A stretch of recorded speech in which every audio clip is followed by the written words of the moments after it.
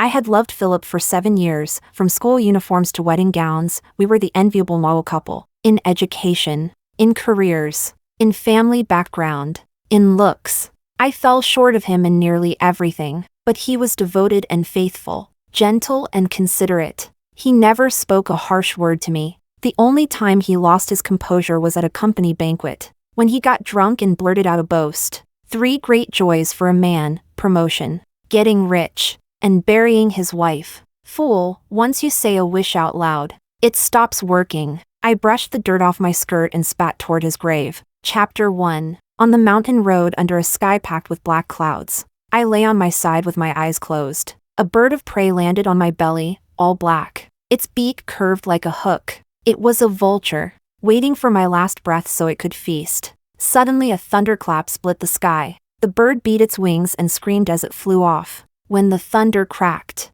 down below a black Porsche plummeted off the cliff. I shot my eyes open and turned my head. At the edge of my sight lay a rising cloud of smoke and dust. I forced myself up, propped at the roadside, craned my neck to look down. A bottomless chasm, black mist billowing like a demon's den. The black car fell and was swallowed by the fog so quickly there wasn't even a sound. Silence everywhere. No sign of life. No sign of a body. I gripped the gravel hard though my palm was already a bloody smear. I bit my lip and laughed in a trembling, dazed way while tears ran down to my jaw. The person in that car was my husband, Philip. That car had been the surprise he gave me for our first wedding anniversary. I remembered picking it up together. The salesman looked at me with envy and told me I was lucky to have married such a good husband. When we drove out, Philip took me for a spin. We even took a photo in front of the car. He posted it with the caption, "A wise wife supports my ambitions.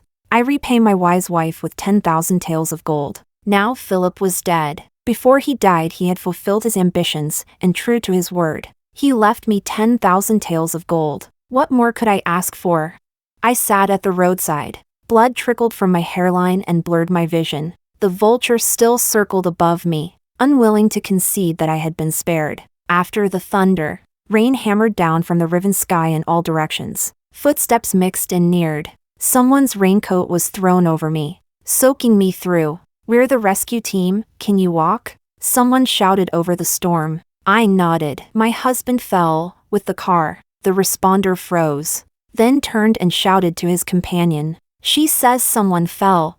One passed it on to another. In the hollow mountains, amid the noisy rain, the phrase "someone fell" echoed again and again. Someone murmured, "If you fall from here, you won't survive." I suddenly covered my face, my voice a sob, my expression almost a smile. The trembling joy and relief were heavy in me, soaking through like the downpour. They dragged me up and put me on a stretcher. I lay quietly, turned my head, and looked ahead. The rescue team's uniforms were bright and variegated, garish with color, and the black clouds, yellow earth, grit and stone, all the dark, gray, and white were left behind me. Chapter 2. In the hospital room, Officer Eric sat across from me. "How are you feeling?" he asked. "Okay," I replied. "May I ask you a few questions?" I smiled. "Of course, old classmate." He hesitated, looked away, and focused on the notebook in his hands. "The stretch of road where the accident happened was a dirt road built by villagers long ago, and there's a safer paved road nearby. Can you tell me why you took that one?" Philip said he'd scouted the route. "The scenery along this road is better, and it wasn't abandoned." He was a very skilled driver, so I thought it was safe. "You mean he insisted on taking that road?" "Yes. I still have the chat messages where he suggested it. If it's convenient, could I see them?" Officer Eric asked. Of course. I handed him my phone and opened the conversation. He flipped through a few pages and paused. "The contact name you have for him?" "Rosie's dad." "Rosie is my daughter." I leaned forward to remind him. "There are lots of photos in my posts. You can look. She's very cute." He looked a little embarrassed. "See, I've been so busy with work I haven't had time to scroll through posts." "Who's looking after your daughter now?" "She's in the hospital," I said. His smile froze and he bowed his head awkwardly. "I'm so sorry." "That's all right. Do you have anything else you want to ask?" He furrowed his brow, seemed reluctant, and wavered for a long moment before he managed to ask. "Before your husband died, He had large insurance policies and assets. And most of the beneficiaries are you. Were you aware of that? I nodded. I also have several policies that list him as a beneficiary. And of course there's my daughter as well. After we married, Philip's business grew and the problems multiplied, so he took out many insurance policies for himself, for me, and for Rosie, Officer Eric. For a family of our standing, isn't it reasonable to buy extra insurance? Of course, he paused, then changed tack. I skimmed through your posts. There are a lot of photos of the two of you. You seemed very close as a couple. We were actually on a trip for our 7th anniversary celebration. I answered. Philip and I had met while he was doing his PhD. At the time I was a third-year student, working part-time while studying and often helping clean an office. Philip came often to talk with the professor about his thesis. Over time we became familiar. He was outstanding and handsome, calm and gentle. Faced with his pursuit, I quickly fell, and we began dating. When he was close to finishing his doctorate, I was job hunting. One day I received his WeChat message. He said, "Baby, the school just talked to me. Our field is a cutting-edge technical specialty, and PhDs are scarce, so I can be assigned a job after graduation." While I was sending out resumes, I sent him a voice message to congratulate him. "That's amazing. I always knew you were the best." He laughed. "Listen to me first. The university said I can bring a family member to join with me, and there's separate housing." I froze with the mouse in my hand and tentatively asked, "A family member?" He complained softly, "You fool, I'm proposing to you. How can you not recognize it?" I screamed. Covering the microphone, the voice message played out loud and the 3 roommates in the dorm all turned to stare. Maybe because I didn't reply right away. He asked again, "Baby, marry me, work with me, build our little home together, okay?" This time my roommates screamed along with me. They went on and on, "Grace, your luck is unreal. Where would you ever find such a handsome, smart, devoted, romantic, money-making man who writes you into his future?" Amid their rising waves of envy I smiled and pressed my cheek to my hand, teasingly clearing my throat. "Who proposes like that? No ceremony at all." His reply came quickly, "Look down." My roommates and I chattered as we ran to the balcony, surrounded by flowers and candlelight. Philip was on one knee, smiling up at me, in the spring breeze of April. I ran downstairs in a thin nightdress. "Baby, will you marry me?" He opened the ring box and said softly, "I really know you're the one for me. For life." I stared at the diamond in his hand, a full solitaire. Fine quality. About 0.8 carats. At that moment, I suddenly recalled my mother once complaining that her wedding ring was only 0.3 carats. Some off-brand. And it even turned yellow. She had said back then, if I could find a man who'd buy me a big diamond ring, I'd probably still smile even if he beat me. Unconsciously, I reached out my hand. After a year of dating, Philip locked me down with a ring. We embraced under starlight and candlelight, while the crowd let out envious sighs. In that instant, my vanity was deeply satisfied. I closed my eyes in his arms. "Baby, my scholarship this year is only 20,000 yuan, and with my part-time jobs I saved about 30,000. It was just enough for this 0.8 carat." He gently stroked my hair and promised softly, "I'll work hard to make money and buy you a bigger diamond ring one day." I held his waist tightly. "I don't want diamonds. I just want you to stay as faithful as a diamond, never change." He hugged me back. "Of course, we'll be together for a lifetime. Never part." Soon after I graduated, I moved into Philip's dormitory. He was allowed to bring one family member when taking up his assigned position, but that family member had to hold at least a master's degree. So Philip encouraged me to take the postgraduate entrance exam. "This is a great opportunity. Baby, you're so smart. You'll definitely pass. I'll earn the living expenses. You just stay home and study. I'll be with you. Then we can work together." My friends all said I was too lucky, no worries about food, clothing, housing, or bills. And I had found my destined man early on. He was truly considering our future. Yes. Sometimes when I scrolled through posts, couples breaking up over long-distance jobs, or married pairs fighting over money, or classmates struggling everywhere for work and survival, I felt I really was fortunate. The 3 roommates who had witnessed my proposal were not as lucky. Roommate A rented an apartment through a shady agency and got cheated. Living in a rundown village without even streetlights. Commuting 3 hours daily. I, meanwhile, lived in Philip's assigned apartment, 2 bedrooms, 1 living room, just 2 families per floor, and only a 10-minute walk to a big mall. Roommate B hit wall after wall job hunting. No social insurance during probation. And even after becoming permanent, her boss scolded her weekly until she cried. I, on the other hand, only needed to prepare for exams at home. No boss to please. No stress about money. Roommate C shared an apartment with her boyfriend, splitting every expense equally. If she splurged on some slightly expensive fruit, he mocked her. Philip, though, handed in his full salary each month, keeping only 2,000 yuan for himself, mainly for our weekend dates. Since he ate at the company cafeteria on weekdays, he would spend his spare time researching good restaurants, fun movies, saying I was stressed from exam prep and needed to relax and try new things. If he got an extra bonus, he'd even buy me thoughtful gifts, all perfectly chosen, and all I did was make some simple breakfast, wipe the counters, sweep the floor after he left for work, stroll through the market in the afternoon, and cook dinner. Since he worked so hard outside, I wanted him to come home to a cozy place, with a hot, nourishing meal. Besides, he was so considerate of me. I was already this lucky, what more could I want? Sometimes, when my back ached, I would collapse on the sofa, just wanting to watch TV. Before I knew it, I'd drift off to sleep, and when I woke, it was already time to buy groceries. On the way to the market, I often felt dazed. Afterward came the guilt. Why did I waste time watching TV? Philip was out working, fighting for our future, while I was even slacking on studying for my master's exam. Too shameful. But housework was like dirty dishes piling up in the sink, endless. All day long, never ending at a glance. Sometimes even while watching TV my mind would drift away, to places even I didn't know. That year, I didn't pass the exam. On the night I checked my score, I crouched on the sofa, sobbing in despair. I said, Philip, I'm really so stupid, so useless. You planned everything for me. You've done so much for our future. You already took 99 steps. But why do I fail even at taking just 1 step?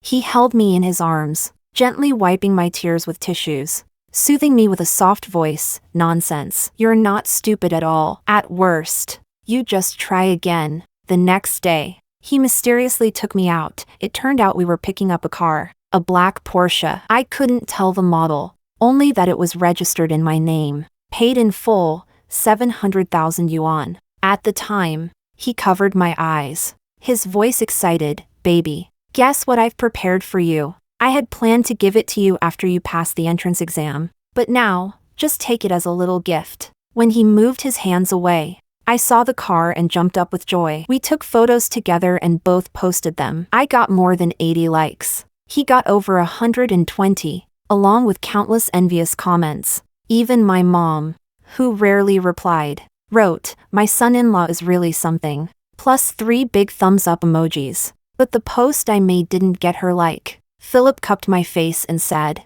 baby, when you pass the exam, I'll post too. I want everyone to know how amazing my wife is. Yes, if I could really pass, then I'd truly deserve him. Another year passed just like that. That year, Philip was heavily relied upon at work. He was promoted, and his income rose with it. He became busier and busier, sometimes working late into the night. When he dragged himself home starving, I would hurriedly set aside my study materials to cook for him, and he never once complained, until one time, when he collapsed from a stomach illness, carried to the hospital by colleagues. The doctor said he had been eating irregularly for too long. In that moment, guilt crushed me. From then on, I insisted on delivering dinner to him every evening. Shop for groceries at 2, cook at 3, deliver by 4:30 sharp to the front desk of his company. After a while, the receptionist girl struck up conversation with me. I'm so envious of Mr. Philip, having such a virtuous wife. I smiled shyly, rubbing my hands on my coat. Everyone envies me for marrying him. He's smart, capable, unlike me. I can't even pass an exam. The girl squeezed my hand warmly. Mr. Philip even said, Once you pass, he'll bring you here to work, then we'll be colleagues. I listened silently, a little vain, but also ashamed. On the way home, the subway for once had empty seats. I leaned against the window and scrolled through posts. That friend who got scammed renting finally settled down. At least she managed to rent a small one-bedroom in the city. Her salary was $6,500 a month. Rent $2,800. The friend who struggled at work was now working at a drinks shop. She studied the same major as me, biology, not obscure. The university decent enough. Yet she had ended up like this. And the unlucky friend with the stingy boyfriend finally broke up. But unbelievably, the man demanded a reckoning for 3 years of dating expenses, even charging 8 cents for the dumplings her mom had made. Compared with these friends, I guess I should be considered fortunate. They often texted me saying they were exhausted, then saying how envious they were of me. So I should be fortunate, right? What else could I possibly be unsatisfied with? My phone buzzed. I pulled myself from the subway window's reflection and checked the message. It was from my college professor while cleaning the office. She'd found a photo of us and sent it to me. She was holding flowers. I was standing beside her. Behind us a banner celebrating a successful academic symposium. Back then, our smiles were so bright and confident. She asked, "Grace, what have you been busy with lately?" I replied guiltily, "Professor, I'm preparing for grad school." "That's wonderful. I always thought you had talent. I hope we'll have the chance to be mentor and student again." I didn't reply. I quickly locked the screen. My hands trembling. A passenger next to me handed me a napkin. Only then did I realize I was crying. Philip sent me a photo, the bento I had prepared for him, neatly placed on his office desk. He wrote, "My colleague smelled the ribs and came asking for some. But I refused. Baby. They're all so jealous of me." I wiped away my tears and sent back 3 heart emojis. The subway announced the next stop. I got up and stepped off the train. We were that enviable couple. What more could I want? Chapter 3. The second time I took the graduate school entrance exam, I failed again. In just 2 short years, Philip and I had saved up $1 million in cash, and not a single penny of it was earned by me. Late at night, I stared at my phone, switching back and forth between the exam score page and the bank balance page. Some people shine in their youth, while others achieve nothing at all. For the first time, I began to wonder if I was unworthy of Philip, but he still held me tenderly, comforting me. "Don't say such nonsense. Baby, you are my best partner at home. If it weren't for you managing our finances, all this money would have been squandered by me long ago." Burying my face in his shoulder, I wept. "I can't get in. I've really let down so many people, my teachers. And you too." He gently patted my back, without the slightest complaint. "No, it's my fault for bringing up the idea of graduate school. I shouldn't have pressured you. Maybe studying further just isn't the right path for you." Then he said, "So, baby, how about I take care of you for the rest of your life? You can go have tea, get your nails done, chase your favorite stars, travel, and do all the happy things this world has to offer. I want to make you the happiest princess in the world." Tears streamed down my face as I looked at him. His smile, his gentle eyes, everything about him only deepened my guilt. That night, I called my mom to tell her I had failed the exam again. She said, "If you couldn't pass in 2 years, then stop trying." Other people, 2 years after graduation, are already buying houses for their families.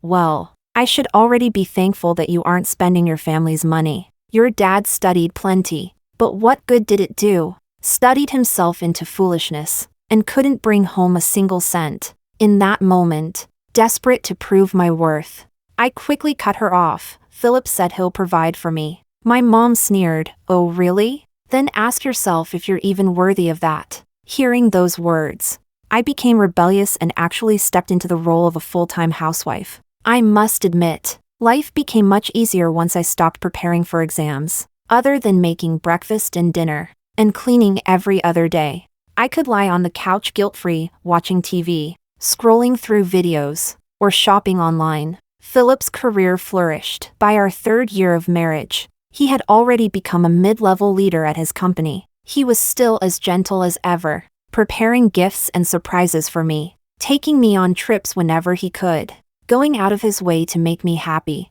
The money he gave me at home started out as just over 10,000 yuan per month, then rose to 30 or 50,000. And later, at year's end, he would hand me 2 to 3 million in one lump sum. He explained that at his level, his pay was based on annual salary, and each project had different targets, with varying bonuses and performance rewards. Sometimes he'd talk to me about his work, but I didn't want to hear it. I was afraid. I couldn't understand. I had never worked a day in my life. I didn't know what KPIs were, how year-end performance was calculated, or what corporate team building even meant. I knew nothing. Like a fool, the old friends I still kept in touch with grew fewer and fewer. One friend, who had always been renting, said her rent had increased from 2,800 to 3,500, but her salary had also risen from 6,500 to 11,000. Another friend who had been working at a beverage shop finally transitioned into a stable job, although it still wasn't in her field of study. At least she now had social security, housing funds, and regular working hours. As for the unlucky one who had dated the distributor of her mom's dumplings for 3 years after her heartbreak, she poured all her savings and her mom's financial support into opening a dumpling restaurant back in her hometown. Business was doing fairly well. In a way, the story carried a kind of dark humor. I always felt like everyone else's lives were getting better and better. But as for me, late at night, I stared wide-eyed, scrolling through the balance in my bank account, counting the digits over and over with my finger. 1, 2, 3, 4, 5, 6, 7, 7 figures. And then one day, those 7 figures turned into 8. It was the 4th year of my love with Philip, and the 3rd year of me being a full-time housewife. At an upscale restaurant, he poured me a glass of red wine. Baby, we now have 10 million. We also have our own house, our own car. Are you satisfied? My hand trembled as I held the glass. How could I not be satisfied? What else could I possibly be dissatisfied with? I took a deep breath and carefully confessed, Philip, I'm not happy. I don't know why, but I'm not happy. Maybe it was the trivial housework that made me unhappy. Maybe it was the repetitive daily routines. Maybe it was the regret of failing the graduate exam. Or maybe it was because he treated me too well, so well it felt unreal, leaving me uneasy, unable to feel joy. His smile froze on his face, then slowly faded away like clouds dispersing after the wind. I'm sorry. Baby, am I too busy with work? Have I not cared for you enough? I just wanted to build more security for our future. His guilty expression pierced my heart. I shook my head and forced a smile. Maybe I'm just overthinking. You work so hard. You don't need to listen to my nonsense. Holding my hand, he said with understanding. Baby, I've seen online that many people say being a full-time housewife comes with a lot of pressure. Do you want to try finding an easy job? Silently, I lifted my face, full of surprise and gratitude. He was too good, so good that I felt utterly unworthy. The job hunt did not go smoothly. I had no experience, only a bachelor's degree. I wasn't a fresh graduate, and after years of being a housewife, I still hadn't had children. The moment I stepped out of the house, trying to reconnect with the workplace, I realized this train had moved on with ever-changing scenery, and I had been left far behind. For 3 whole months, I sent out over 100 resumes, interviewed at dozens of companies, and every single one ended in failure. For the first time, I saw disappointment in Philip's face. Baby, I told you back then, you should have gone for graduate school. I flinched like a startled bird. That memory hung over me like dark clouds, though I couldn't even explain exactly what had happened back then that left me so depressed. Seeing my expression, Philip's face filled with apology. It's my fault for not urging you to persist. Baby, I don't actually need you to earn a lot of money. As long as you're happy, that's enough. But the more I listened, the colder I felt inside. My dear husband didn't realize I wasn't aiming too high. I wasn't being unrealistic. I just couldn't even find a low-paying job. My friends all said I was ungrateful, that I didn't know how good I had it. Early financial freedom, already living like a rich wife. With a capable and faithful husband, what more could I want? But did they really feel happy, commuting on crowded subways, crushed during the morning rush, and working overtime late into the night until their hearts ached? Just for money? They said to me, you just think the grass is always greener on the other side. And over time, I started to wonder too, was I truly too greedy? Too ungrateful? So many people envied my life, envied my marriage. What was it that I was sinking into depression over? That friend who had always been renting, her landlord suddenly decided to sell the apartment. At the same time, she was laid off by her company. Just last month, she borrowed 5,000 yuan from me for an emergency. Another friend, who had finally managed to land a job, fell victim to telecom fraud. She grew thinner and thinner from worrying about the 20,000 yuan she had lost, until she finally asked me to lend her money. The friend who had opened the dumpling restaurant ran into a lockdown period, and business was in the red. She also asked me to lend her 20,000 to get through it. When receiving the money, every one of them said the same thing: they envied me. They said life was unbearably hard, that it was tough for women to fight their way forward, and that they truly envied me for marrying a good husband who had changed my fate for life. Looking at my account, even with those tens of thousands gone, the balance barely looked any different. 50,000 wasn't even enough to cover one of the bags Philip had given me. Perhaps worried that I might get bored, Philip often bought me clothes and handbags, encouraging me to dress up and go out to have fun. He even got me a beauty card. The basic package for a year alone cost several $100,000. At the beauty salon, I met some new friends, women like me, wealthy wives. In our occasional chats, even they expressed envy. They said, "Your husband is still quite young, handsome, and treats you so well, and yet you're still not satisfied? My husband fools around outside, never even comes home." Well, men are like that. Doesn't matter if they come home or not, as long as the money does. If you're still not satisfied, then what else are you looking for? Feeling uneasy, I admitted, actually, I want to find a job. At that moment, a woman older than me, who hadn't spoken before, let out a soft laugh. She turned from behind her magazine to look at me. "Can you work as a secretary? If you can, come try at my company. I feel like we really get along." I had found a job. When I told Philip at home, he was genuinely happy for me, even picking out a little uniform for me to wear on my first day. But less than a month after I started, I got pregnant. One night before, the condom had broken. I even took a pill afterward, but still ended up conceiving. Philip felt guilty, but he told me, "Baby, maybe this child is a gift from heaven. Why don't we just have her?" Through tears, I told him I was afraid. He held me close, promising as always, 10 years on, his devotion would never change. When the woman from the salon learned I was pregnant, she lost her temper and told me to get out. 10 months later, I gave birth to Rosie. It was Philip who chose the name. Chapter 4. It was the 5th year of our love. The 4th year I was a full-time housewife. The 1st year I was a mother. And the 3rd year Philip cheated. Across from me, Officer Eric's pen paused, the tip piercing the paper. "Cheating?" He looked up. "Is that your suspicion? Or?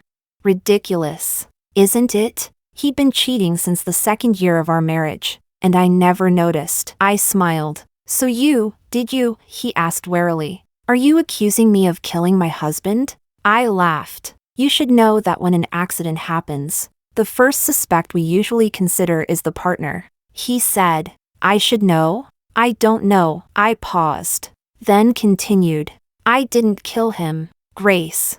How am I supposed to believe you?"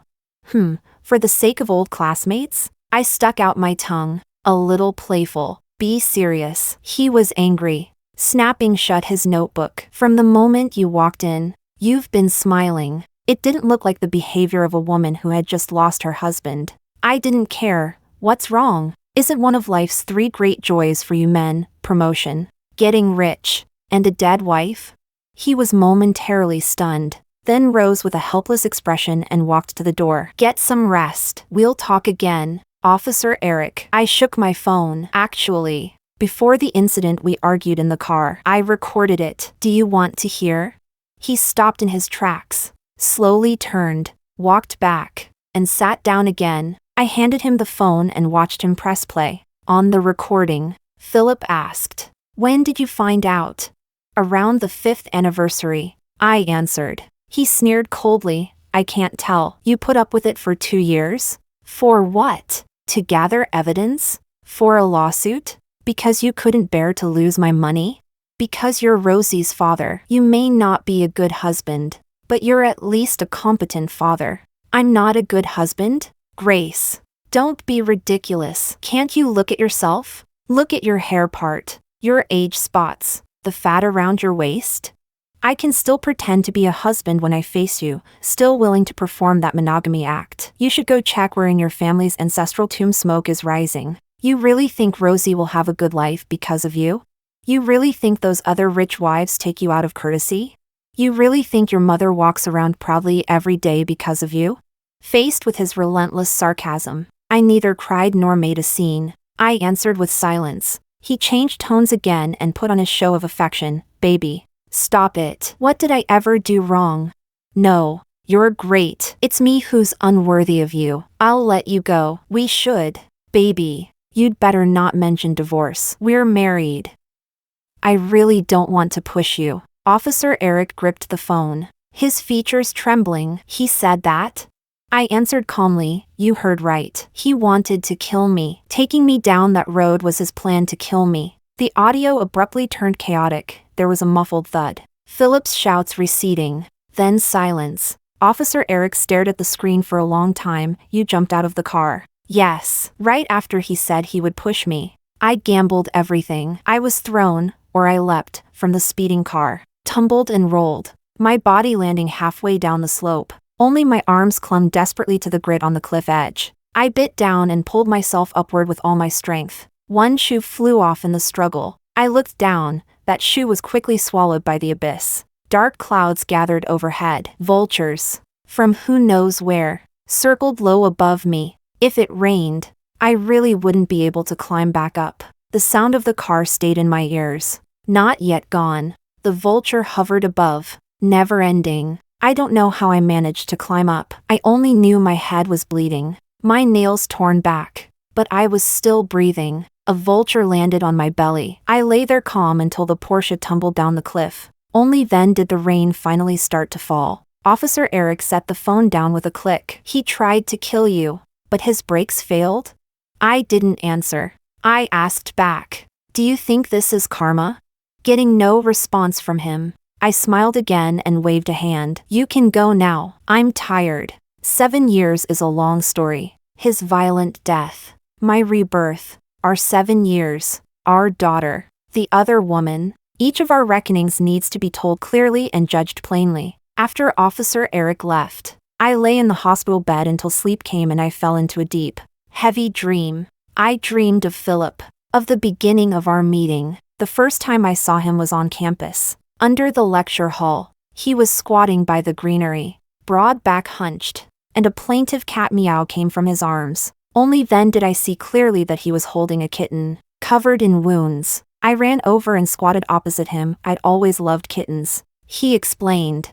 I came by to see the professor and saw someone had tossed a garbage bag beside the road. When I walked over, I heard meowing. I opened the bag and found it had been abused like this.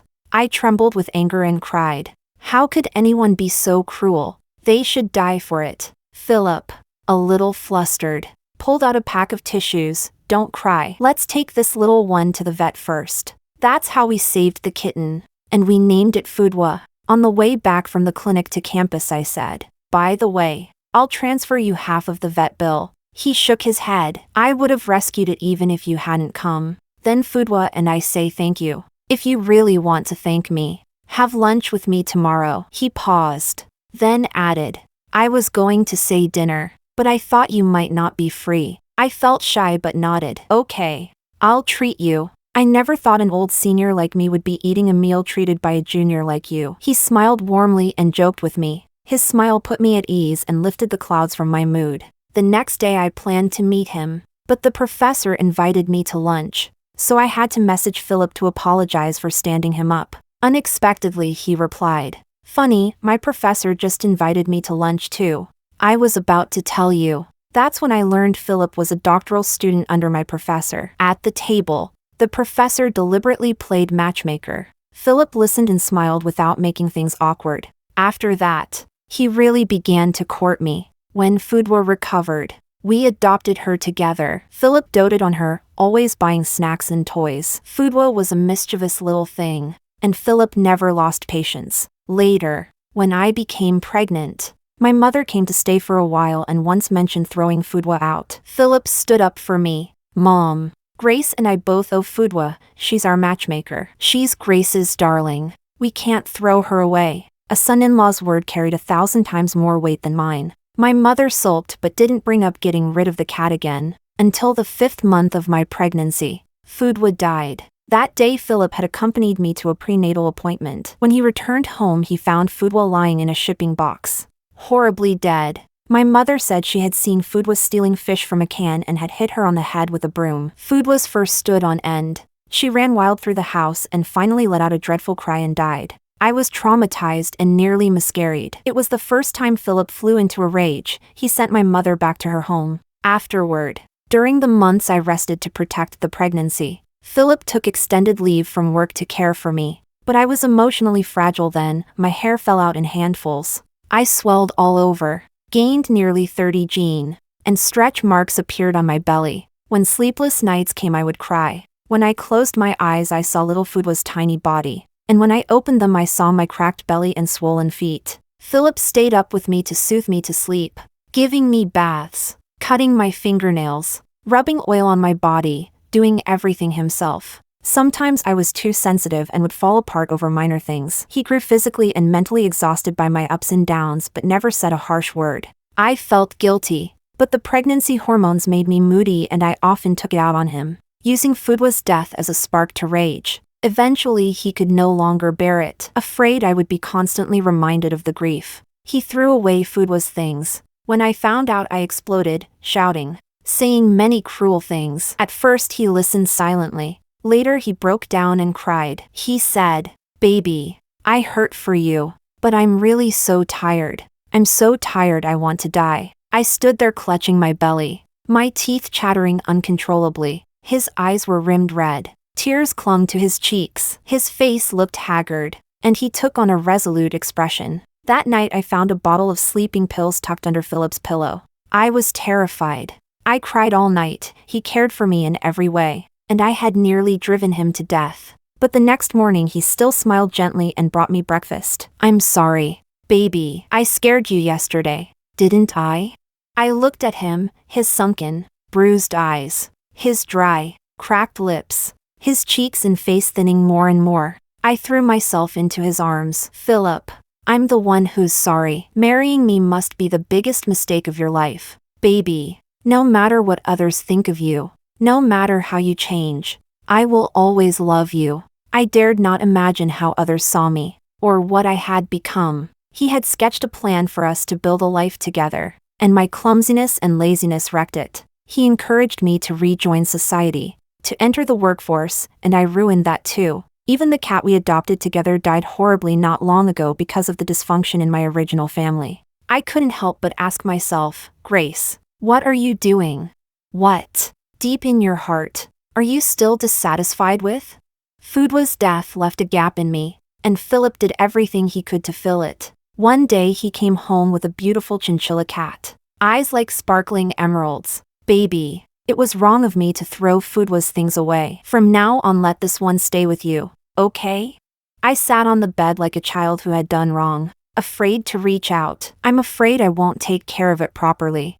"How could that be? You took such good care of Foodwa." He paused, then added, "Besides, it will grow up together with our child." My hand automatically stroked my belly, the cracked, ugly skin there. Inside it, a life was beating strongly. After Rosie was born, Philip resigned from his job. When he'd taken leave before to care for me, the company had grumbled. Several times they called him late into the night to push him to work, so he would sitting in the dark in the living room with his laptop. He said he wanted to resign and start a business, that nothing mattered more than me and Rosie. He always said, "Baby, my parents died young. You and Rosie are my everything." At first his startup days were frantic, early departures, late returns, sometimes coming home plastered drunk. He hired an expensive postpartum nurse to care for Rosie and me. I still felt uneasy and wouldn't let my mother help. After childbirth, I clearly felt something wrong with my state. Sometimes when I looked at Rosie's innocent face, I felt both love and hate. When she slept, I occasionally thought how fragile she was. One slight twist of her thin neck and it could be snapped. When she screamed, I sometimes found her terrifying. She had lived inside my body, fed on my blood and flesh, consuming my soft hair and hard nails. During nursing, she would lie in my arms and I would stare out the window in a trance. Philip liked a good view, floor-to-ceiling windows on the 29th floor. Half the city spread beneath them. I, however, wanted to hold Rosie and jump. The smell of the diaper filled my arms. Rosie cried loudly. The alarm on the bedside clock screamed at me to take my supplements. The courier knocked at the door. Rosie was still nursing. My breasts ached. I felt like a bottle clogged at the straw, an unlivable drink. I stared at that window, long and hard, lingering on thoughts of death. But I couldn't bring myself to do it. Rosie and I were Philip's everything. If we died, what would he do? Sometimes when he came back from social obligations, he'd hold me and whisper, "Baby, without you, everything I fight for would be meaningless." His venture did reasonably well, but he grew ever busier. His pre-existing stomach condition worsened with the heavy social schedule. I shouldn't be childish and cause him trouble. I shouldn't be ungrateful. It sounds ridiculous, but after Rosie's birth I suddenly realized I was a ship without an anchor. My family of origin was no longer a harbor, and the tide of marriage had pushed me too far out. Occasionally, in this stifling yet stable routine, I would abruptly wake from whatever I was doing, as if I had just changed Rosie's diaper and night had already fallen, as if I had just thrown the dirty clothes into the washer and Philip had come home, as if I had just washed the last dish and the day was over. When I jolted awake, I often didn't even know what I had been doing. Worse, when I looked back, Rosie had overturned her baby food and scattered toys all over the floor. Just then Philip pushed open the door. Seeing the room in disarray, he sighed and, dragging his tired body, began to tidy up. I felt like a criminal and murmured beside him, "You go eat, I'll clean up." "No need, I'll clean, you go rest," he said softly, though he didn't look at me. That made me even more afraid. "You go eat. Grace, where's the food? Did you cook?" He looked up at me, bewildered, and I stared blankly at the unplugged rice cooker. "Sorry, I'll go cook right now," I said. "Don't say sorry, Grace. I'm not blaming you. What did you call me?" "Grace. You used to call me Grace. Wake up. You're a mother now." He cut me off calmly, walked to the kitchen, tore open a packet of instant meal and threw it into a pot. In the vast mansion, only the pot bubbled. The atmosphere was suffocating. I asked, "Do you not love me anymore?" He didn't turn. "Don't overthink it. Go rest." In the silence, Rosie suddenly howled. Philip turned off the stove, mixed the formula, and went to soothe the child. Rosie had nursed at first, but later, because of my bad state, my milk wouldn't come. After switching to formula, she had trouble feeding and cried a lot. I strode up behind him and, out of control, snatched the bottle. "Philip, what kind of attitude is this?" He straightened in surprise and looked at me without a word. I broke down and shouted, "I gave birth to this child. I can decide what she drinks." Rosie screamed hoarsely. Philip's face was strained, but he did not shout. "You scared the baby. Go sleep, baby. Go sleep." I didn't want to sleep. I didn't want to sleep.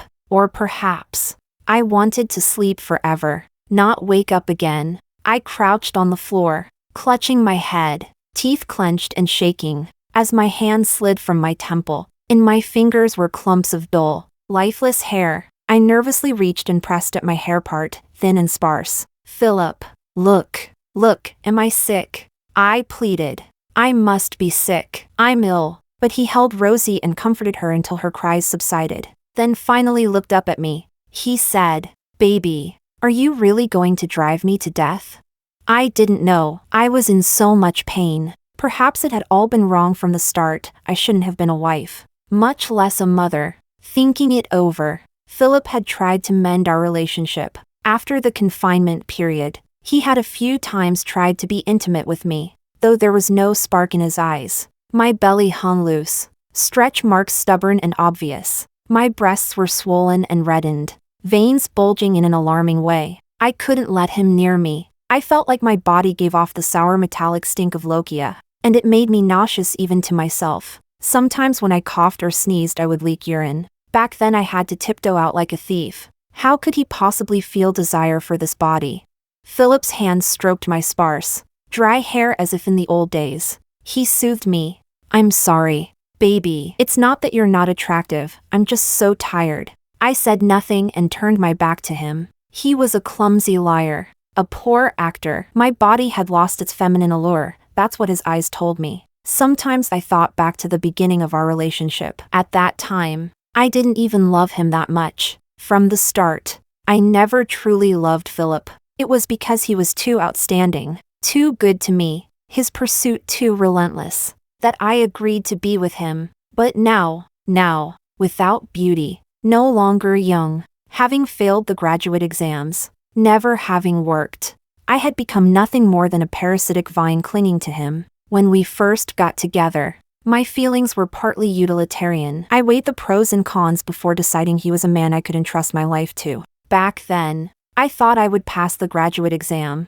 use his support to find a good job, and gain both a comfortable life and a happy family. Looking at it now, at least the comfortable life and the image of a happy family had taken some form. So on every night when I should have asked myself whether I loved him, I instead asked, what else could I possibly be dissatisfied with?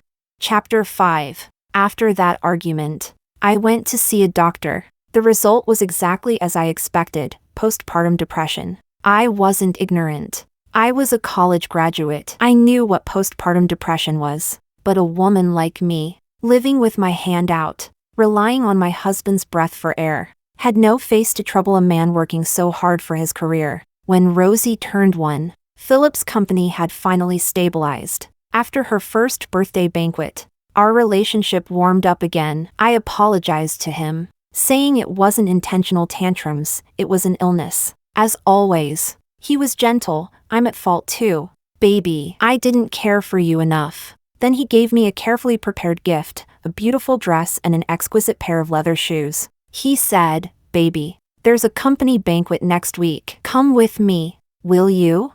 I shrank back nervously. Maybe not. I don't want to embarrass you. Don't talk nonsense. You're Philip's wife. Of course you'll dazzle the room. Hearing that, I summoned my courage and put on the dress. The zipper slid up 1/3 of the way before jamming. The fabric cinched tight around the fat at my waist. In the mirror, I was bloated, sallow, sloppy, haggard. Philip squeezed my shoulder. It's all right, baby. I didn't notice your size had changed. Take it off, I'll exchange it. Relieved, I hurried to peel the dress off, as though stripping away red-hot iron shoes. When it slid to my waist, there was a sudden rip, the seams burst. I froze, dazed, like I'd been thrown naked onto the street. The dress clung ridiculously to my bulging flesh. The tag dangled, price, 29,000 yuan. Size M. When we first fell in love, I wore size S jeans and even needed a belt. I clenched my fists,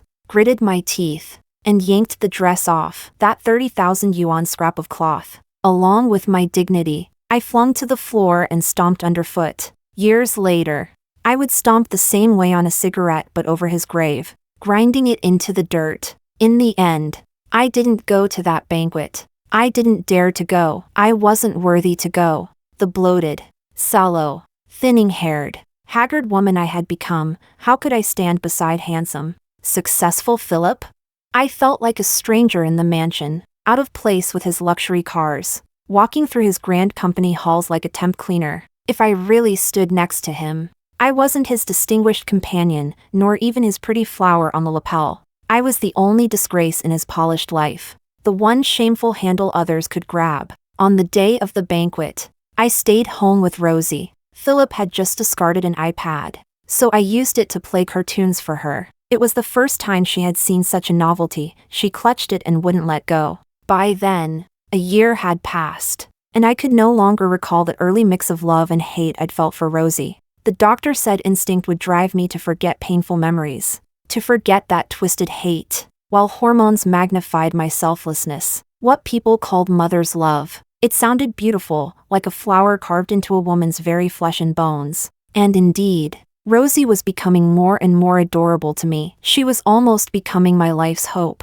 I constantly thought of her, wanted to take pictures every day, recording her tiny hands and feet, whether she had grown a little more today. On social media, her photos grew more and more, while the likes grew fewer and fewer. Thinking of it, I realized the friends still in touch were now very few. That friend who used to rent, what was she doing? Her last message was repaying the 5,000 yuan she had borrowed. I clicked on her profile. She had bought a place and was decorating it. A 29 square meter commercial unit, smaller than Rosie's nursery. But why did I feel envy?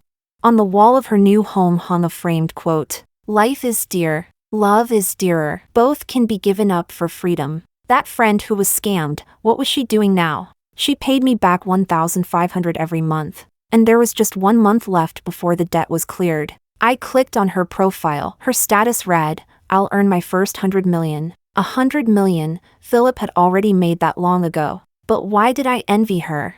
She posted pictures of her graduate exam prep books, the same ones I had read. But she posted her admission letter. I never held one. That friend who opened the dumpling restaurant, what about her? She had already paid me back. Said business was busy, and didn't have time to chat much. Now that shops were open again, sometimes she was so busy she had to get up at 4 in the morning, while I was still asleep. But why did I envy her? She posted an ad for her business. The slogan cheeky and bold, eat a man's dumplings, just 80 cents. Eat this sister's dumplings, and keep your money tight. That's when it hit me, I was the tragic counterexample in her joke about eating a man's dumplings. My profile picture and cover photo used to be me in a graduation gown, holding flowers. Now they were replaced by Rosie's 1-month-old picture. The people who still liked my posts weren't liking me. Their thumbs pointed at my husband and my daughter. They recognized my value only as a wife and a mother. But me? I asked myself, who am I? Despair spread like vines, climbing through my body. I told myself I had to escape. But the voice in my head screamed, what more are you dissatisfied with? The noise split my skull. Rosie's cartoon on the iPad. Her laughter, all tangled into the roar. Then, maybe by accident, the cartoon stopped. Her laughter cut off. A familiar voice spilled from the iPad. It was Philip. She won't go. I bought that dress in size M on purpose. And sure enough, she tore it apart. Baby, you should have seen her that day. Couldn't squeeze into it. Couldn't get out of it. Face bright red. Thick-waisted. Looking like a slab of pork hanging under a market light. That voice, I knew it too well. The same voice that had always been gentle, now dripping with cruelty and venom I'd never heard. Cold seeped up from my feet, freezing my fingertips stiff. I turned my head mechanically. Rosie, clueless, waved her little hands. Mommy, cartoon's gone, mommy. Rosie wants cartoon. Soulless, clinging to a shred of denial. I picked up the iPad. Philip, after switching to a new device, had gone to his banquet and forgotten to log out of WeChat. That's how I discovered he had been cheating all along.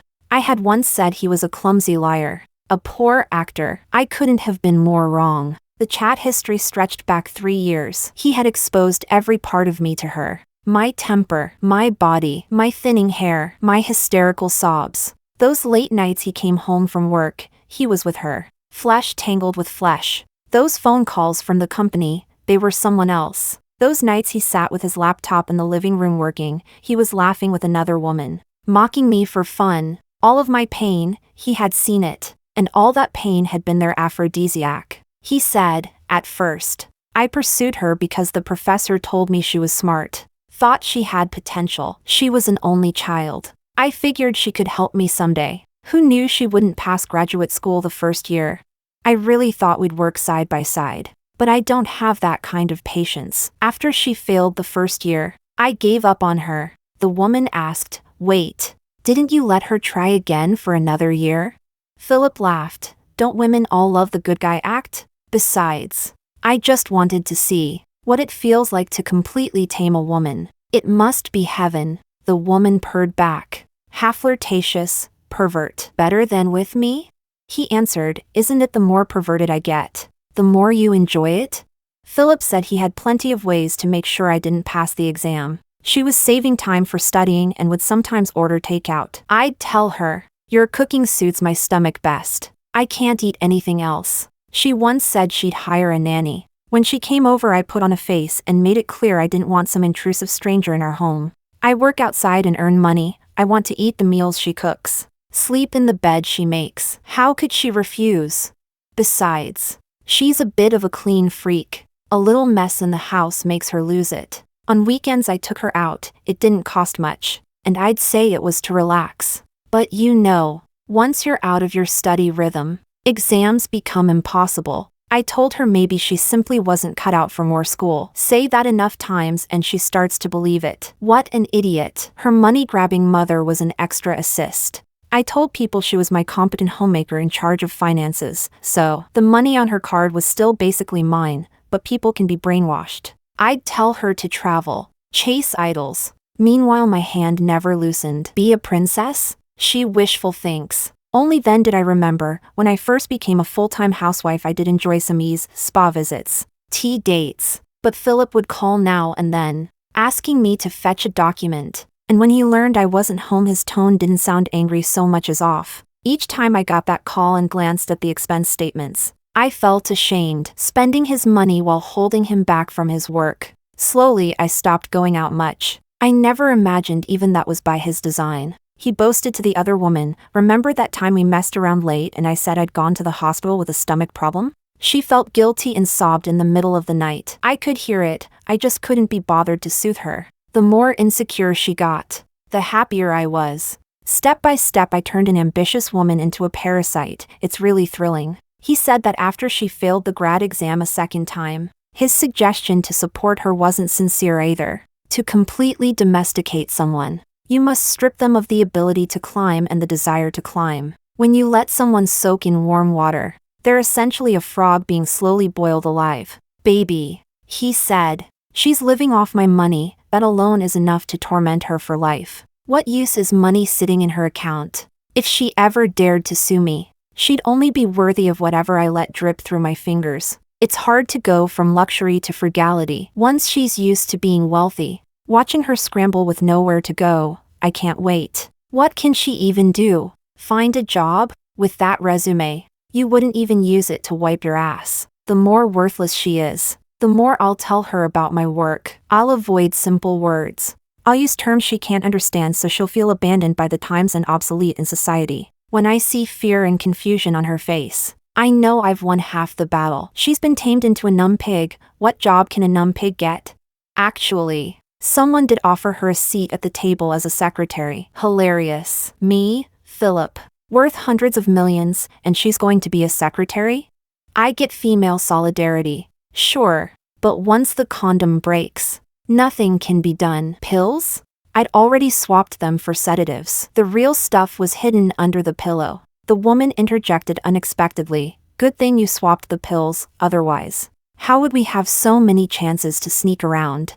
Philip praised her, I must say. "Baby, you're really my kind." Adultery and contempt. My hands trembled as I scrolled further. Philip said he had no interest in me at all now. He didn't want to love me as a woman, not even as a family member. He didn't love me. Merely seeing me filled him with disgust. But he enjoyed the show, watching my face when I was being deceived. Like a cat toy pulling at a kitten, he took delight in taming me. I always told her she was my only one. Spun tales of my tragic childhood to arouse her sympathy. She couldn't stand it. I hinted several times I might kill myself. You should have seen her expression then. Pain like being fried in oil. It was far more exciting than how she responded in bed. I told her, "No matter how you change, fat or ugly, I'll love you." But inside I wanted to puke. "Baby, you'd vomit if you saw her belly. Now she thinks she's fat, ugly, and has no future. She can't live without me.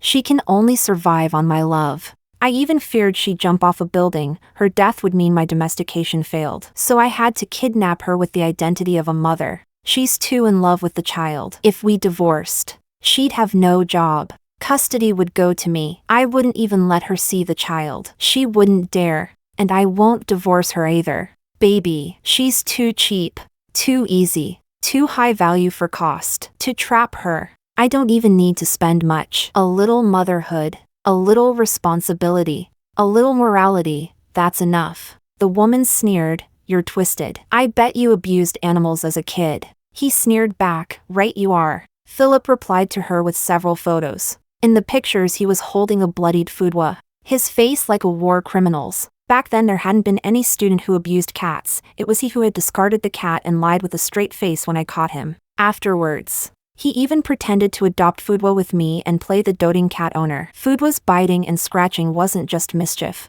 My legs gave out and I collapsed to the floor. The new golden chinchilla brushed past me, meowing. I finally tracked down the cattery and learned that this golden shaded cat had been reserved 3 months in advance, by him. That meant he had anticipated Foodwa's death at least 3 months earlier. Or worse, he had planned it. In the chat logs around the relevant dates, Philip sent a photo of a can of fish, preparing to poison. He wrote. The woman replied, "If she finds out, be careful, she'll make a scene. I'll go with her to the prenatal check." Perfect alibi. "Why kill the cat all of a sudden?" she asked. "We should have killed it back then. This cat scratched me." Grace treats it like a child. Now she's pregnant. All maternal, stabbing her at this time will hurt the most. "Wow. Tell me what her face is like then," she said. A few hours later Philip sent good news. "Heaven helps me. Mother-in-law beat the cat. Had a reaction. Died. Blame successfully shifted. Perfect chance to drive a wedge into that shaky mother-daughter bond. Soon she won't even have a home to return to. I'll be her everything." I remembered he'd thrown away Foodwa's things. It wasn't to spare me the pain, but perhaps to destroy evidence. The chat went on for a long time. They gossiped nearly every day about their scores in taming me, their exhilaration leaking through every line. Every few days they used business dinners as cover for their affair. When they got home, Philip would put on the exhausted act. "Forgive me for forgetting to cook. Forgive my lack of breast milk. Forgive my slovenly appearance. Forgive my postpartum depression." Not long ago he even forgave me for not fitting into that expensive dress and failing to attend a high society banquet. He said I looked in that dress like a slab of pork hanging under a market lamp. Yes, this marriage was a butcher's block. And Philip was the butcher carving away my personhood. I was a failed woman, and as punishment I slept beside a psychologically twisted cat abuser. Rosie was still crying for her cartoon. In that moment something strange happened. The despair that had flooded me began to mutate, piece by piece, into anger, and into something else. I suddenly remembered the meaning of the word freedom. Despair, it turned out, was the first step toward freedom. When I arrived at the banquet hall, Philip was already thoroughly drunk. He raised his glass and boasted that a man's 3 great joys were promotion, riches, and a dead wife. At that moment I stood at the doorway, the hand holding the knife frozen. In the end I did not go in. I quietly went home. I still had a daughter. What I wanted was not to die with him. I wanted, with no one knowing, with no one aware, to kill my husband. Chapter 6. From planning to execution. Philip's death took me 2 years. I thought about exposing the evidence I had, unleashing it through the media. That would shred Philip's carefully cultivated image, ruin his career, and wreck the perfect life he so prized. He would be disgraced, worse than death. But whether I admitted it or not, Rosie was Philip's daughter. That messy truth would stain Rosie as well. I didn't want my daughter to grow up forever exposed to her biological father's scandals, pointed at and whispered about. I wanted her to grow up safe and steady. My life had already been destroyed by a devil, so I needed money more and more. Letting Philip be socially ruined might feel satisfying, but it wouldn't pay off practically. A violent, sudden death suited him better. His parents were dead. There would be nobody to contest an inheritance. As for his filthy deeds, I could settle them after I'd taken Rosie and disappeared. All my stewing and scheming had been for Rosie, yet now, Rosie lay gravely ill, her life uncertain. After Rosie fell seriously ill, I dreamed often, dreams that replayed the 7 years over and over. The dream was like a pane of glass. Every night I would peer through it and watch every torment and every trap I had stepped into over those 7 years. I wanted to change things, but the glass was impenetrable. I could only watch helplessly as everything repeated. I had heard of hell's 18 levels. The first 17 were corporal tortures, but the 18th held nothing but endless replaying of life's painful memories. By that measure, I didn't have to wait for death. I was already living in hell. Tonight's long dream was the same. At the center of that pain, a small black dot appeared. I thought it was a smudge and wiped hard. But it wouldn't come off. The dot spidered outward into a network of cracks. It was my life. Shattered. The starting point was unmistakably my marriage. When I discovered Philip's infidelity, I took the marriage to be my stain. I hadn't realized it would be the thing that shattered my life. When everything lay in pieces, I stood amid the ruins, bereft and bewildered. Someone tugged at my finger. I looked down. It was Rosie in the dream, still healthy and lively. "Mom," she said, holding her favorite toy. "Mom, don't give up. It wasn't too late. Mom." I woke with the dawn without a sound and waited for morning. Officer Eric came again. This time he wasn't in uniform and he brought some fruit. While he peeled them for me, he suddenly asked, "Grace, did you have any impression of me in high school?" I tilted my head and looked at him quietly, not answering immediately. "I remembered you," he said with a smile. "You were especially smart." I rolled over and stared at the ceiling. How does someone smart end up living like this? Smart people make foolish mistakes sometimes. Besides, the dead person is him, not you. I laughed. "After all that, you still suspect I killed him?" "I didn't say that." "Don't be so guarded with me, just treat me like an old acquaintance." Long after I answered his first question, "I remember you too. At graduation you wrote down your career plan. You wanted to be a policeman." "That's right, I wanted to be a cop since I was a kid. To protect good people, right?" I asked. "To protect the truth," he said. I stared at him. My smile faded. "The truth? What exactly is the truth?" I wondered. The truth was that on that night 2 years ago, after the banquet, Philip came home drunk. By then I had already rocked Rosie to sleep, steadied my nerves, quietly backed up all the chat records on the iPad, and put it back exactly where it had been, untouched. I still acted the part of the gentle, accommodating wife. I took off his shoes and socks, wiped his hands and face with a hot towel. He grabbed my hand, pulled me into his arms, and laid his head on my lap. "Baby, if there's a next life, we must still be together. I'll find you, no matter what you look like. No matter where you are born. I'll search the ends of the earth to find you. I'll fall in love with you again, marry you again, adopt Fudo again. I want to do everything I did in this life all over again, because I always feel I didn't do enough for you. So I want the next life, and the one after that, forever and ever to be with you." If he had been sober in that moment, he would have seen how pale with fear I was at his words. But he was too drunk. So drunk he didn't notice the lip print I left on his white shirt. The next morning, when he woke, I was already in the laundry room, busy after preparing breakfast. He slipped his arms around my waist from behind. "Baby, I'm sorry. I drank too much again last night." I smiled lightly. "It was a banquet." "I understand. Go eat. I'll finish the laundry." Before I could finish, I acted startled and pulled his white shirt from the laundry basket. "Philip, what's this? A lipstick stain?" He froze, unable to think of an excuse. After all, he truly had no memory of that mark. "You wouldn't be seeing another woman behind my back, would you?" I teased, then quickly broke the tension. "Just kidding," with that guilty face. I don't even know how to keep the joke going. He let out a sigh of relief and laughed with me. "Philip, I know you treat me best. Everything you do for me and Rosie, I remember it." I wrapped my arms around his waist and whispered, "With so many people drunk last night, anyone could have brushed against you. I won't take it to heart." He nodded and patted me gently. "You know I'm always true to you, baby." But what I really wanted was to sow distrust between him and that woman. Philip was a pervert. I didn't need to tear things open face to face with such a man. If he thought she was his kindred spirit, then let them doubt each other, tear at each other. Sooner or later, his mask would slip. A few days later, in the middle of the night, I woke him with a sharp scream. He blinked, bleary and irritated, and asked what was wrong. Shrinking into the corner of the bed, I pointed to the phone I had tossed away. "Philip, I just got an anonymous text." It was a photo of Fudo being tortured. Philip's face and body cropped out, leaving only the half arm clutching the cat. It was a picture I had sent to myself from another phone. After the photo, I'd added a message. "Guess who this animal abuser is? Maybe, he's right beside you. Philip picked up the phone, read the message, his expression shifting, and immediately dialed the number back. Of course, that phone was already shut off. Those photos I had saved from the iPad, I was sure he had only ever shared them with that woman. I trembled and burst into tears. Philip, these photos, after so long. Who else but the abuser himself would still have them?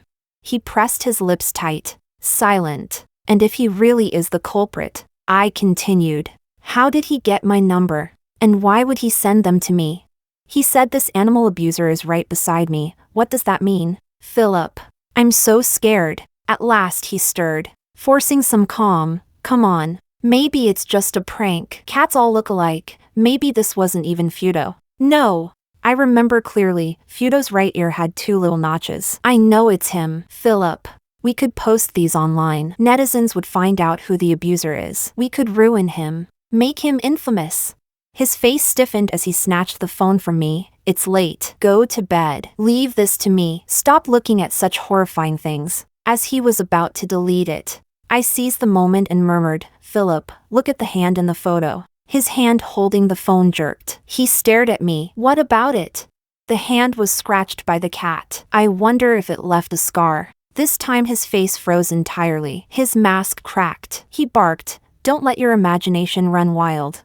I shivered and cowered. He exhaled hard, then put his mask of tenderness back on. Sleep. Trust me. I'll handle it. I nodded weakly. All right. I don't go out much. I hardly see anyone. Maybe this person is hiding around you. Philip, you must be careful. That night Philip soothed me to sleep. He thought I was asleep. But I heard him at 4 in the morning, whispering in the living room on the phone. On the call he was frantic and unguarded. Why did you send her those photos? Who else could it be if not me? What do you mean I'm crazy? I watched him from the darkness behind him and asked softly, Philip, who are you talking to? After so many years with Philip, it was the first time I'd seen him look so flustered. The moment he turned and lowered the phone from his ear, I saw panic on his face, like someone surrounded on all sides. He who had always been deliberate and composed now showed a crack. I had once admired his orderliness, never imagining that very precision and coldness had helped him carry out the plan that ruined my life. He smoothed his expression quickly. Why aren't you asleep? I woke up from a nightmare. Philip, I can't stop thinking about that anonymous message. I told you I'll deal with it. Baby, I'm really busy at work. Can't you understand? He sounded both annoyed and embarrassed. This time I didn't shrink back or feel ashamed. You still haven't told me who you were on the phone with. Work, he said. At this hour? I glanced at the living room clock. It's almost 4. Startups are like this. You have to handle everything yourself. I used to work late nights all the time. Remember? Used to. I paused, smiled faintly. Yes, I almost forgot. Since my pregnancy you've been especially busy. His face shifted slightly, standing in the dark, catching the thin light from the bedroom. He looked a little sinister. Baby, are you implying something? He asked. I was implying something, and he was guilty as a thief. I played the dependent wife, saying, I don't want you to be so busy. I want you to spend more time with Rosie and me. Saying it made me feel absurd. I had always thought I depended on Philip. I had no job, no money. No extraordinary education or outlook. I used to believe if I left him, my life would collapse. But when those words left my mouth, I realized the truth. It wasn't him who had built me a comfortable life. It was I who had created the comfortable life for him. I fed and clothed him, made his meals and his bed. I gave him Rosie, the domestic bliss and the continuation of his bloodline. And what did I get for myself? If I hadn't fallen in love with him or married him, where might I be now? Maybe I'd have a 6,500 yuan job after college, renting a 2,800 yuan place, maybe conned by a crooked agent. But slowly, by my own hands, I could save enough to get a 29 square meter little home. Maybe I'd do part-time work and grind to retake the exam. My body might be tired. I might fail a few times, but no one would siphon off my will. Every penny would be mine. Maybe I'd scrape some capital and return home to start a small business, sell street food, dumplings at 80 cents a piece, 10 for a portion, earn 100 or 2 a night, save the rest, and open a small shop. Instead I chose the shiny, easy-looking shortcut. Those shrubs that seemed full of flowers tore my skin and made me bleed. Those bright lights that glittered were actually perpetual flames that burned me. Walking that shortcut, the chorus of envy around me sounded like a curse, disorienting and terrifying me. When people said marriage would elevate me, I climbed that precarious mountain. But standing at the top, looking down, I saw not flowers but my own blood and flesh strewn along the path. Not light but my bones and skin laid bare. This marriage was torture. It lacerated me slowly. I was wasting away, bony, stooped in a young body, bearing an old soul. Philip is a ghost. If I don't wake up, I will become his pawn, an accomplice to evil. I was certain of one thing, I was not content. I was not content. Soon, I confirmed exactly who that woman was. In the past, when I brought lunch to Philip at his company, the young receptionist would always chat warmly with me. She was young, pretty, and quick-witted. About 2 years ago, she was replaced. I thought she had resigned, but the new receptionist mentioned that she'd gotten into graduate school while working part-time. Now she was in the project department, handling data. I remembered the chat logs, how the woman had said Philip encouraged her to pursue grad school as soon as he joined the company. It had to be her.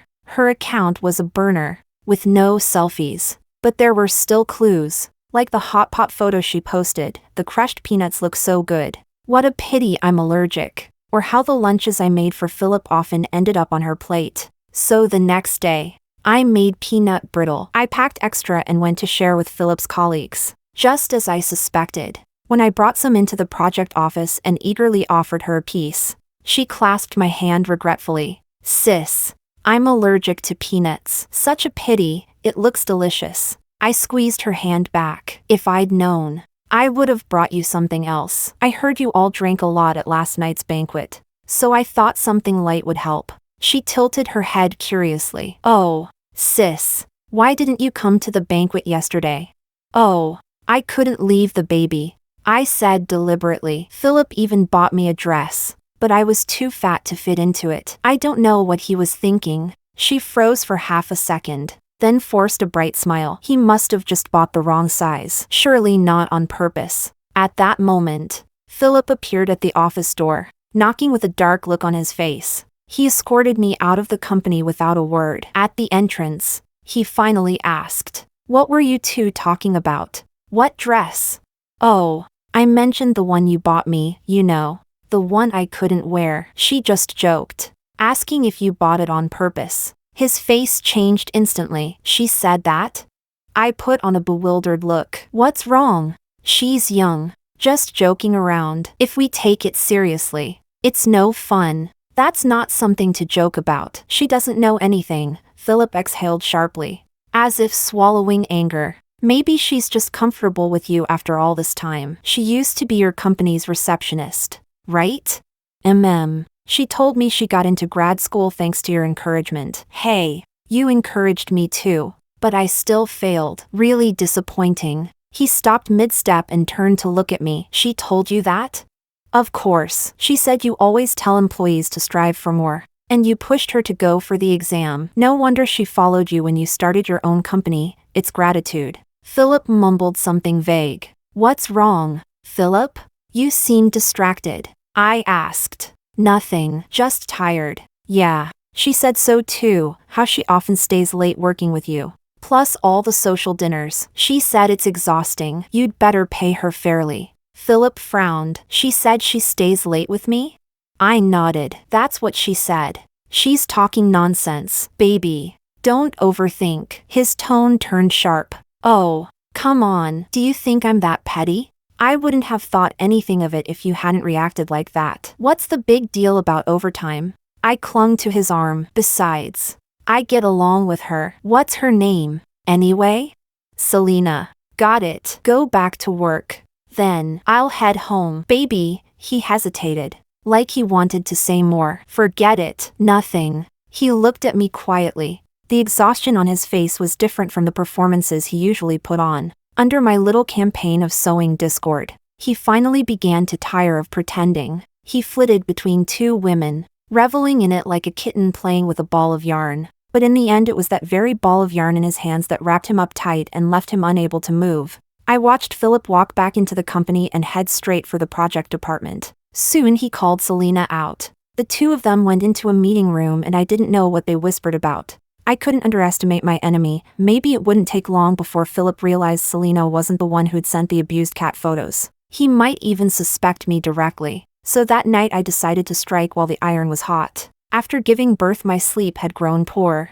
I often fell asleep only with live streams in the background. And I'd been following a very popular relationship streamer who routinely went live and took callers, swapping gossip and offering advice. Usually I kept my phone at the lowest volume beside my pillow. Philip could hear it too, but he never minded.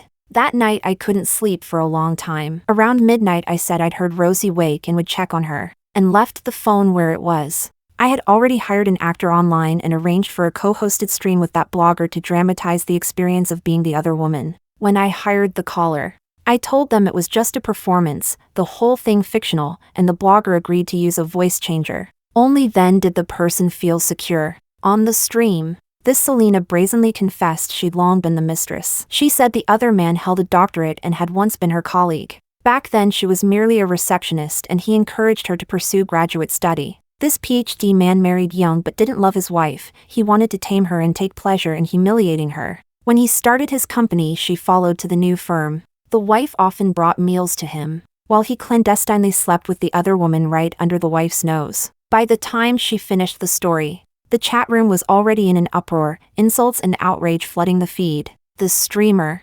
astonished, asked, "So why are you calling in? What do you want to do?" Selena said, "I'm bored. She's too stupid. I want to see how she reacts when she discovers her husband's affair." The host asked, "Aren't you afraid he'll turn on you if he finds out?" "I'm not afraid. I've got photographs of him abusing a cat and proof he admitted to psychologically abusing his wife." Hearing that, the chat flamed up.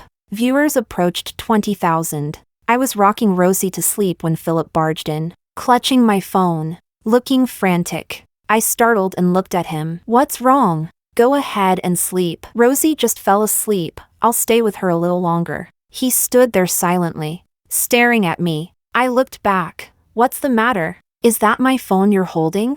On the live stream, Selena continued her account, and the chat room was already promising to dox the man and ruin him. Philip forced a calm face, ground his teeth, and shut off the live stream. "It's nothing. Your phone just rang, some garbage message," he said. I immediately put on a terrified face. "Is it that person sending the abused cat photos again? What do they want?"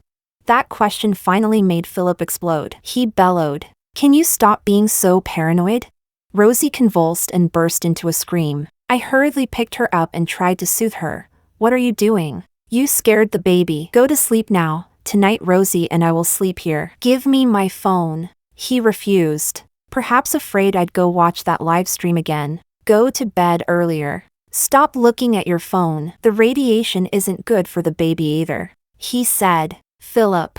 Rosie was terrified like that. "Don't you think you're being way too calm? Too indifferent?" I looked at him with grievance. "These past few days, I just keep feeling like you've changed so much that I can barely recognize you. Stop overthinking. I'm working so hard every day. Can't you just let me have some peace? See? You never used to say things like this. Now you're so impatient. It feels like all the kindness you showed before was just an act." He froze, his expression gradually turning grim. "Baby, how could you think that? Then what about you? Those cat abuse photos, those threatening messages, you told me to hand them over to you. And I trusted you. But now so many days have passed. And have you taken any action at all? What are you stalling for? Could it be that you don't want to catch this person? Could it be that you already know who it is?" Philip stared at me with an expression I had never seen before, part startled, part pretending to be strong but actually insecure.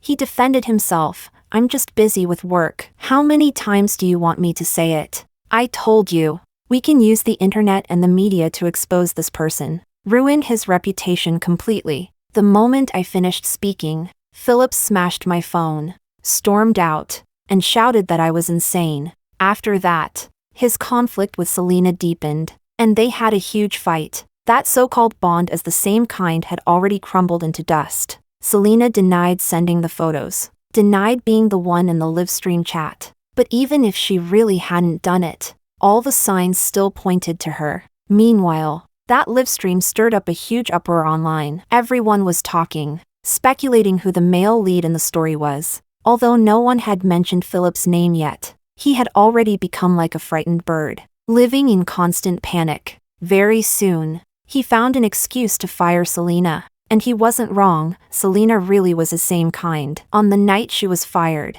Selena threatened him, "Do you know the entire internet is searching for you right now?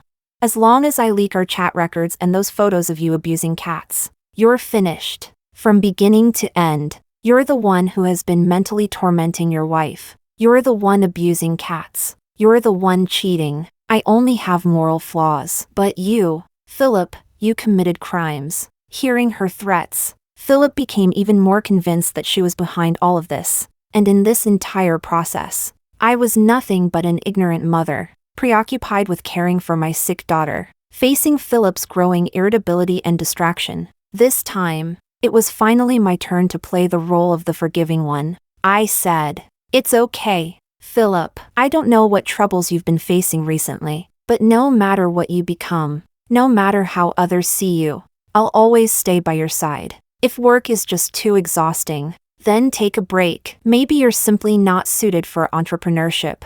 I've long wished you could spend more time with me and Rosie. You're our pride. My friends are all so envious that I married you, and they even often look up your news online." When I did this, I realized that so-called mental manipulation was actually very easy. All it took was one person becoming cold and shameless, and to break free from it was also very simple. Just see through the illusion of love, and recognize your own dissatisfaction. Under such pressure from both inside and out, Philip quickly became the one who was insecure and restless. Once, he even asked me, "Baby, if one day you found out that I was actually a very, very bad person, what would you do?" I gazed at him gently and said, "If that's really the case, then I hope you'll always keep pretending this well. And if anyone dares to expose you, that person should disappear from this world." Not long after that conversation, Selena died. I knew that after being fired, Selena wanted to blackmail Philip for a large sum of money,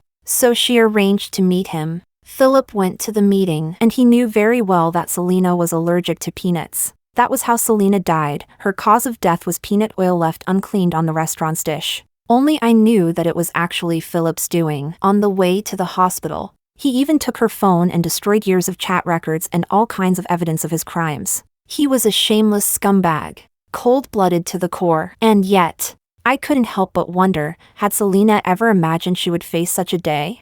When she was mingling with Philip, humiliating me, mocking me, flaunting their so-called glorious triumph of taming me. In those moments, had she ever thought she would end up like this? Did she ever have the illusion that she had defeated me? That she had won a piece of Philip's so-called true love? In the end, Selena could not be saved. She died.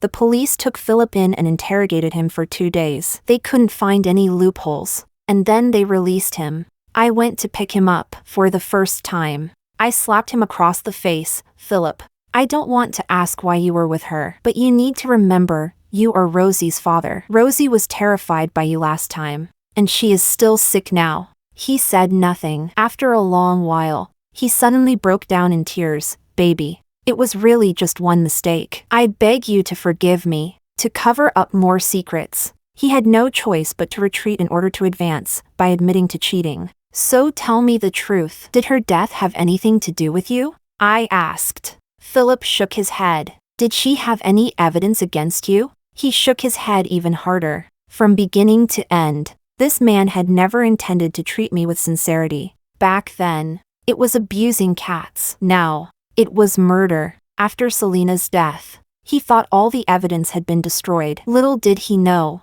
the real evidence had always been in my hands. Chapter 7. On the 7th day after Selena's death, the evidence that should have been destroyed along with her phone was published by a mysterious account. When Philip's name hit the trending lists, he was on his knees, swearing to me that he would make it up to me properly from then on. He said, "Baby, it's all fake. It's been fabricated. Don't believe it." I looked down at him and, for the first time, said the words, "Philip, let's get a divorce." He refused, even kowtowed to me. "No, Baby, right now I have nothing except you and Rosie. Please help me clear this up, just once. All right. Then I'll ask you again. You must tell the truth, or I really can't save you. Okay. Baby, ask. Did you kill Selena? His mind had already collapsed. I never intended for her to die. I only wanted her to stop bothering me. Baby, I just wanted to be with you. I asked again. Then why did you try to persuade her to take the graduate entrance exam? He froze. What?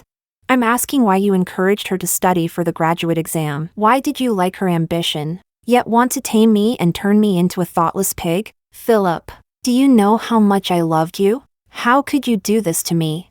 Hearing me say that, he seized the words like a reprieve, as if grabbing a lifeline. I knew it. I knew you still love me. Baby, I was wrong. I will spend the rest of my life making it up to you. He clung to my legs and begged, thinking I still loved him and was torn about whom he truly loved. Inside, however, I only wished he would go to hell sooner. I never moved any assets, partly because I feared arousing his suspicion, and partly because I had already decided I wanted him dead. I didn't want to attract the police's attention or do anything unnecessary. Transferring assets is such a hassle. Inheritance is far more convenient. After the incident blew up online, Selena's parents came storming in, demanding an exorbitant sum in compensation. They claimed Selena was pregnant when she died, 2 lives lost, and that she wasn't even fit to be matched in a ghost marriage. The matter erupted online again, a dog-eat-dog farce that kept trending. Philip's phone rang around the clock. The company lines exploded. Employees started quitting, and for a time everything was in turmoil. I had already calculated that even if the company were liquidated, the remaining money would be more than enough for Rosie and me to live out the rest of our lives comfortably. By then Philip's mental state had already collapsed. I, on the other hand, remained unnervingly calm, and over time he noticed something was off. He was so clever, yet only at the end did he suspect me, and at the root of it was arrogance. He assumed I'd long since been tamed, that my heart had been satisfied. After he began to suspect me, he didn't confront me directly. Instead, he suggested we go on a trip together. I pretended not to know, but deep down I was very clear, he had murderous intent. This was a fight with our backs to the wall. I understood it was almost a death-defying decision. I sabotaged the brake pads on our car. The worst that could happen was mutual destruction. On the mountain road, neither of us had the energy to keep acting. It quickly turned into an open rupture. He insisted he never thought it would be me. He said he remembered I used to be obedient, like Feudo. He said, obedient like Feudo. I watched him. His lips trembled as he uttered terrifying words. 7 years had passed. He had grown wealthier and remained as handsome as before. But that face brought me nothing but pain and terror. As long as he lived in this world, he would remain my never-fading nightmare. The car window behind him cracked open a sliver. The sky was overcast. Yellow dust blew in and stung my mouth. I spat, and the wind blew it back, sticking to my face. It was like my marriage these years, self-inflicted humiliation, letting the spit dry on my own cheek. When he heard me spit, he suddenly let out a cold, cruel laugh. When did you find out? Around the 5th anniversary, I answered. He sneered. Can't tell. You put up with it for 2 more years? For what? To gather evidence? To sue? Because you couldn't bear to lose my money? Because you're Rosie's father. You aren't a good husband, but you're at least a competent parent. A not good husband? Grace, don't be ridiculous. Can you look at yourself? Look at your part, your age spots, the fat on your waist. I can still pretend to be a husband in front of you, still put on a show of fidelity. You should check. Maybe your ancestral grave is smoking somewhere. Do you really think Rosie's living well because of you? Do you really think those rich wives play with you out of respect for you? Do you really think your mother parades around every day because you made her proud? Faced with his taunts, I did not cry or make a scene. I responded with silence. Then he changed his face again and put on the act of tenderness. Baby, stop it. Where have I done wrong? No, you're fine. I'm not worthy of you. I'll let you go. Baby. You better not mention divorce. We're husband and wife.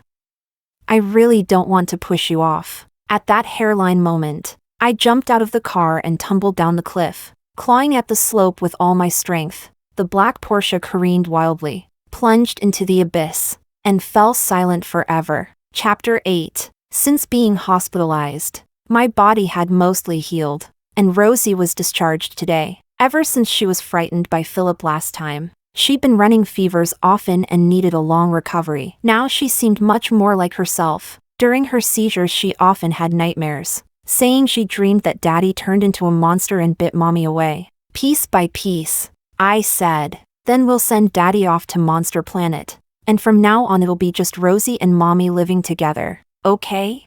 Before I finished speaking, the door opened. It was Eric. We looked at each other without a word. He sat down opposite me and didn't speak for a long time. I said, "You must have seen Selena's death file, so you probably guessed it was Philip." "Yes. And the online stuff about him, the evidence, the posts, you've seen most of that too, right?" After I went back these past couple of days and investigated, I basically know. Then Officer Eric, you can more or less guess how my husband died, can't you? He didn't answer that, so I rephrased. Officer Eric, you say the police protect the truth. Are you here to arrest me? Rosie didn't know what the adults were talking about. She hummed and babbled, singing little rhymes. Eric's answer was to quietly close the door. A week later, Philip's death was ruled an accident and the case was closed. After the company was liquidated, it dissolved, and Rosie and I inherited all the assets. I had checked the policies and planned to move with Rosie to a small city in Europe, somewhere nobody knew us, to start over. Before we left, I went to Philip's grave, playing the gentle, considerate wife one last time. I brought a handful of grass seeds and scattered them on his headstone, stamping them down with my foot until I grew tired. Then spat. He once said a man's 3 great joys were promotion, riches, and a wife's death. Now I'd been promoted, gotten rich, and lost my husband, and those who once envied me now pitied me. They said I was so young, widowed, going to an unfamiliar country. What would I do? Rosie asked the same thing. Mommy, if we go abroad and we're not happy, what will we do? I told her, sweetheart, if we're unhappy, we must run away from that unhappy place as fast as we can. We will go to higher, vaster places. Sweet talk, gold, diamonds, none of it can keep us. We were born women, not pigs or dogs. We were born to see endless rivers and distant mountains. Never content,